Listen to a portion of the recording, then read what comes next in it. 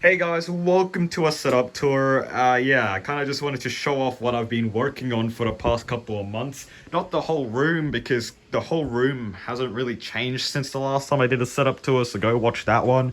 Ignore how my bed is really messy. It's not like I've been awake for a week, so yeah, I need to clean that.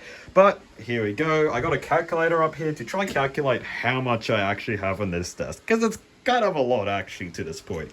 Over here is an IKEA standing desk. It costed me about $600. Now, if you're thinking about getting a standing desk, ask yourself this question first. Are you going to actually stand up? Because 95% of the time, I guarantee 95%, you won't actually stand up. You'll actually be sitting down. Another thing about standing desks you gotta watch out about is your cable management. If you get expensive Steel Series one that are like $1,000, then you don't really have to deal with this cable management. But especially if you try to take this a little too high, yeah, all the cables start being really elongated, which is not very good. So just get a normal desk if you're on if you're deciding between a normal desk and a standing desk. Just ask yourself the question if all the sacrifices I made is worth it, because half the time it probably won't. I'll turn on. Okay, ignore the cookies here. They don't count because they're cookies. They don't matter. Let's start with the keyboard. This keyboard costed me about $40. It's a really shitty, cheap keyboard because them other two keyboards back there broke, so I had to quickly replace it. It's a red switch mechanical keyboard from Amazon. It's not the best keyboard in the world, but I don't really care about keyboards because they kind of function the same, so that's why I don't really care. These are some Razer headphones. I actually don't know what the model name is exactly because I got it as a birthday gift, but I'm going to estimate that it costed about $200 because it seemed expensive. And these have been my daily driver for practically 3 years to this point. It's a very good headphones. It's got an inbuilt microphone, which doesn't sound half bad. But it's actually very like nice in my opinion. Very cushiony, very comfortable to use. Like it doesn't get uncomfortable at all. It's pretty nice. And yeah, it's very good in my opinion. And I don't even know what the model name is, so I can't recommend it because I don't know what it's called. Over here is Logitech G Pro wireless. I just bought this recently. It costed me $150, which was really good because from the Logitech store it costed $300, so it was half price. It's not that bad of a wireless mouse, but honestly, get it if it's $150 from Amazon. Don't pay $300 for this. It is not worth it in my opinion. Yeah, it's light, it seems a little luxurious, and it does do color things, but other than that, it's not worth $300. Over here's the charging cable for the mouse, so it doesn't count. The purple, I've counted it, costed me like $15 for it, so yeah, boom. Goes to the total. Oh, we hit $1,000 already, and we haven't even got to that yet. Over here is a brand new microphone I bought for about $90, so we're just gonna add 90 to that.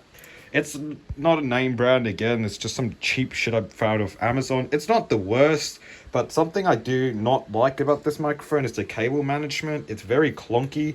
Unlike this stand is very similar to this IKEA light stand I have, but you can see that IKEA actually has some ingenuity by tying the cable inside the stand itself so it doesn't go flopping everywhere. Here it doesn't do that, so I have to kind of improvise by putting zip ties on the stand itself to keep the cable in place so that it doesn't just go everywhere. So yeah, that's something I didn't like. The microphone quality isn't too bad, but for $90 I feel like I got ripped off.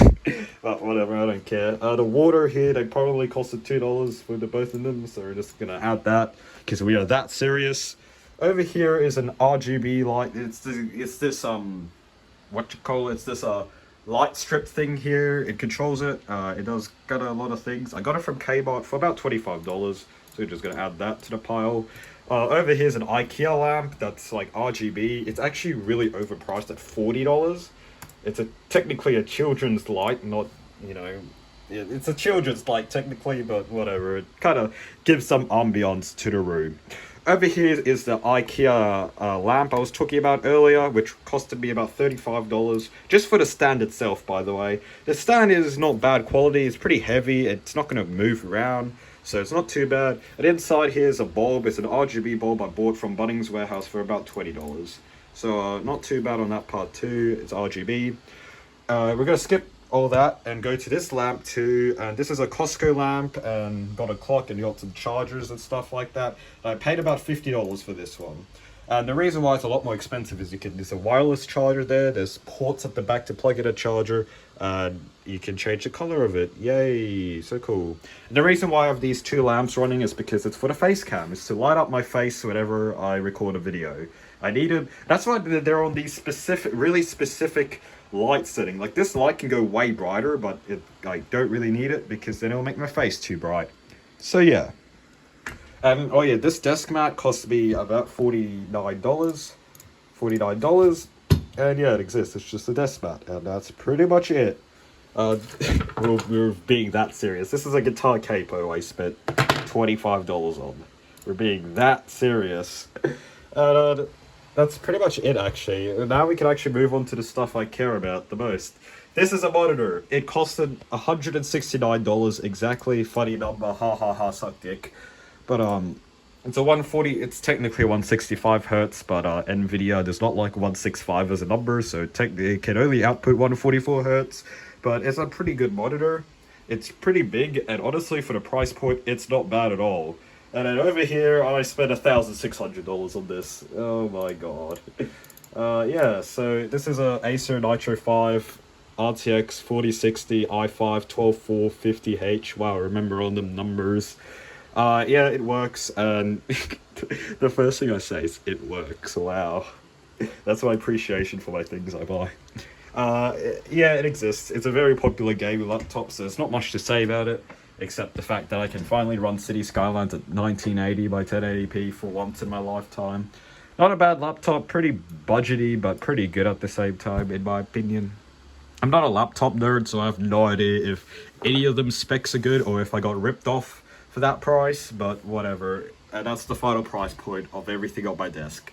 So if I were to go broke and if I were to go broke and have no money, then at least I have at least $3,000 worth of things on this desk alone, and I'm not just this desk, nothing else in my room. Just this desk. Anything on this desk. Oh yeah, we forgot to talk about the chargers down. That extension cable technically plugs into everything. That extension cable cost me $12. So that's the final amount.